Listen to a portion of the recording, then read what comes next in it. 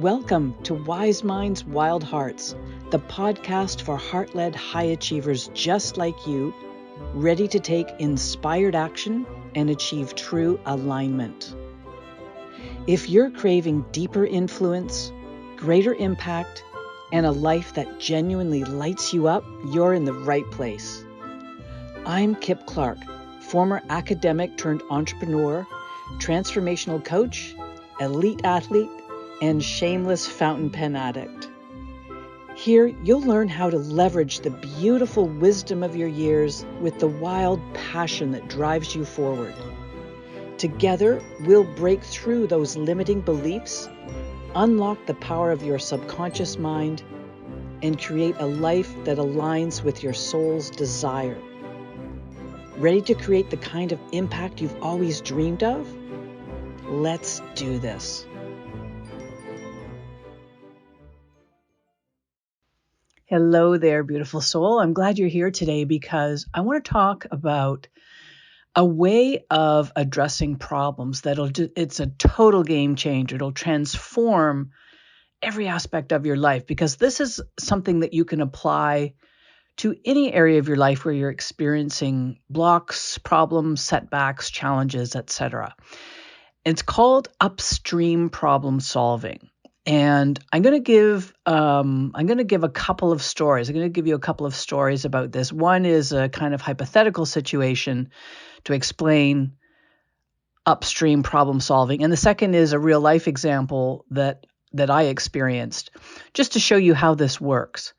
So here's how this goes. Imagine that you and I are walking along a lovely forest trail, and we're enjoying the trees, and the trail goes along beside a fairly fast-moving river. And there we are walking along, enjoying the scenery, listening to the birds. It's a beautiful day. And then suddenly we hear a noise and some splashing in the water, and we look and we see there's a child coming down the river, and he's floundering, he's drowning. So I jump into the water to grab this child and pull him out of the water to save his life, basically. And as I'm pulling him out of the water onto the shore, I just basically get him onto the bank of the river. And now here's another child coming down. Same thing. Arms and legs are flailing. The child is drowning, calling out for help.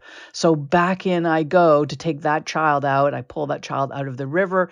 And again, just as I'm pulling that second child onto the riverbank, here comes a third one.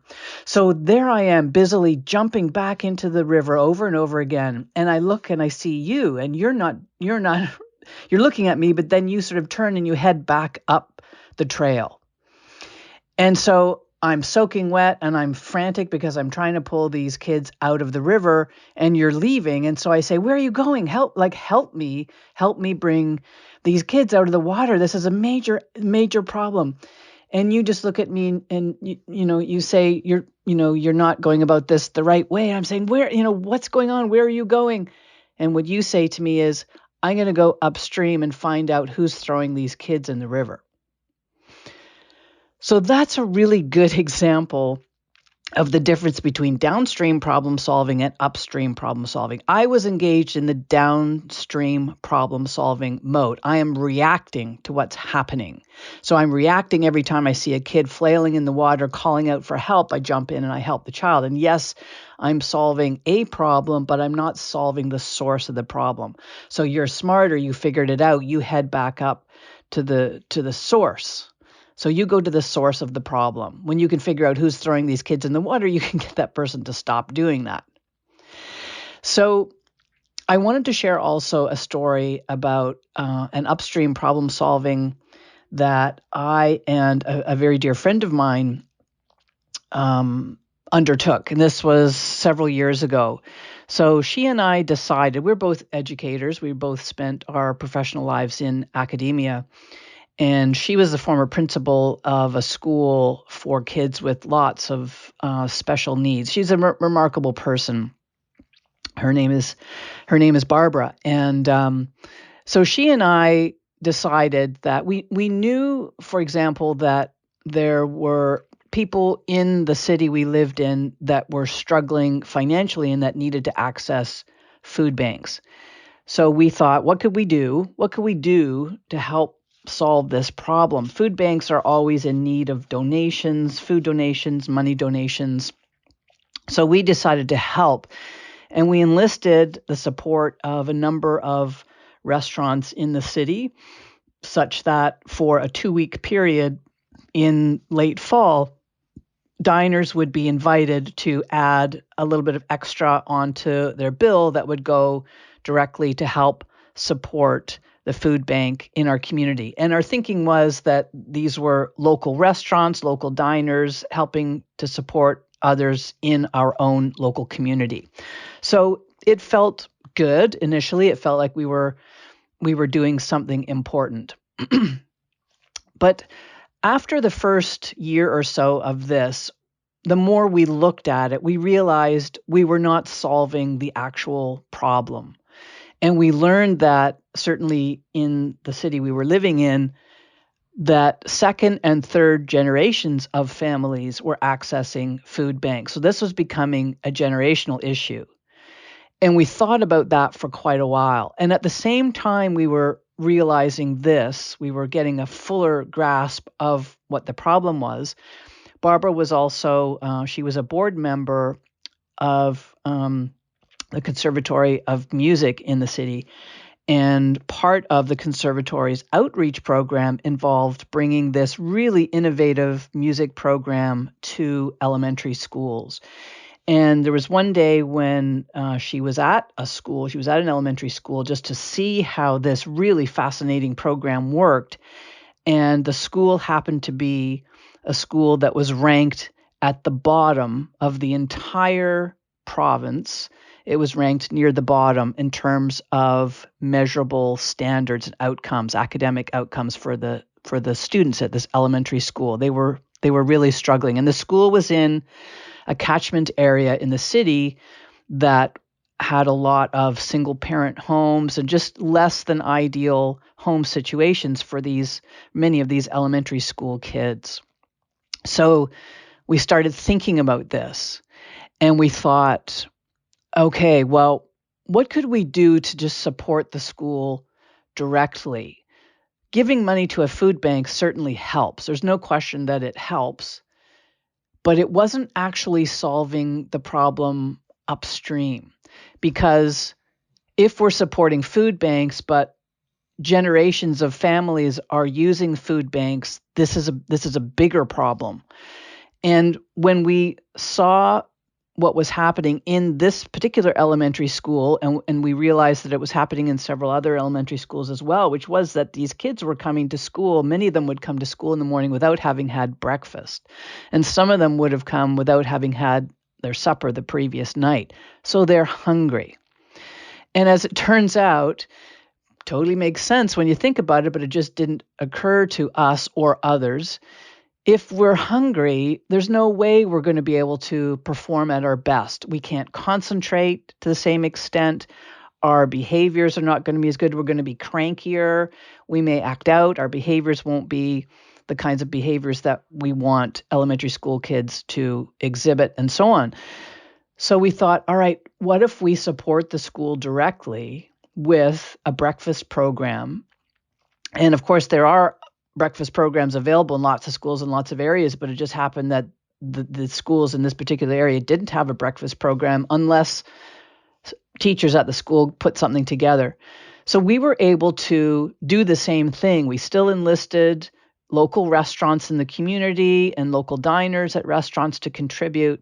But this time what we were doing was raising money that would go directly to the schools. And then we also got a food service company. This is a company that would provide food to restaurants. And they were a very, very community-minded company. They were a national company, but they had a philosophy that 1/3 of the profits would go to the employees, 1/3 of the profits would go to support community charities, and 1/3 would go to the family that owned the business. So they were already in a mindset to help. And so we enlisted their help, and they were able to provide food for these schools that the money we raised would purchase. And what was interesting is within 1 year, So we started supporting that particular school in September. And by the end of that academic year, the following spring, that school had gone from being at the bottom of the pile provincially to being at the top of the middle third. It was an extraordinary change. And so it turns out that the reason so many kids were doing poorly at that school was not because they weren't academically inclined. It was not because they had less ability, less intelligence. It was none of that. It was that they were hungry. Now, if you just think about how you feel when you're really hungry, you're probably cranky. You probably can't concentrate as well. You probably aren't able to perform at your peak. I know I certainly am not. So how could kids do that? I mean, they're just little versions of us. So how silly is it for us to expect them to be able to perform and to behave and so on in a way that we want if they're so hungry all they can think about is where they're going to get the next meal? So this was an example of upstream problem solving. Initially, we were engaged in downstream problem solving by raising money for a food bank. And it is a form of problem solving. It still was helping. But it wasn't dealing with the root issue. It wasn't dealing with the biggest problem for this part of the population of the city, and that's just they're just hungry. These kids are just hungry. And we heard so many stories from the teachers at that school, just remarkable stories of students that had crazy behavior problems. They were flaming out academically. Just nothing was going the way it should have been going for them. And I'm thinking about one student in particular who was he had the biggest behavior problems. He became the most incredible little human where he started helping other kids in the class. Prior, he had been kind of a bully. He'd pick on kids, he would act out. And now that he was no longer hungry all the time, it transformed his personality, it seemed to, or at least it allowed the best parts of his personality to come forward. So upstream problem solving is really the most powerful kind of problem solving, and it's something you can do in any area of your life, whether it's with your relationships, whether it's with your health and wellness, your finances, your career, any area in your life where you're experiencing challenges. What's important is to figure out, it's sort of a 3-step process that you would engage in. First of all, it's to identify what is the problem. So what's causing the issue? What's the potential causes of these? What exactly are the characteristics of this problem? And then you look at the underlying causes. So are there processes or systems in place that need adjusting? What is it? What's at the root of all of this? And then the third step is to take action on that, on what you uncover as the root of this problem or challenge that you're facing. So this is an invitation to you to consider upstream problem solving as a really, really powerful way of dealing with problems and issues that arise, because we all have problems that pop up from time to time. Some are bigger, some are smaller, but all of them will have a cause, an upstream cause. It's the root of the issue. And when you can identify that and deal with that, you get out of the reactionary mode, which that story I told about me jumping into the river over and over to pull kids out, that's just reactionary. I'm reacting to what's going on. I'm not creating anything. I'm just reacting. But you, being a little smarter, you figure out that there's somebody tossing these kids in. That is the source of the problem. And so doing that upstream problem solving, it takes care of the problem more thoroughly, more decidedly. It tends to make the problem disappear. Downstream problem solving is just like it's band-aiding your solutions. It's just kind of reacting to things in the moment and not really getting at the core of the problem. Okay, I hope this has been helpful to you. I'd love to hear from you if you take this on and you apply it to some area of your life and you experience something magical. Let me know. I love to hear about that. I love to share stories about wins that people in my community have had. And I think this is something that could be really, really effective and powerful for you.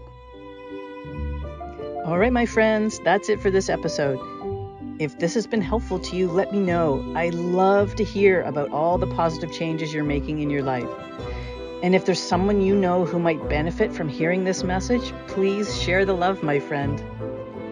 See you next time on Wise Minds, Wild Hearts.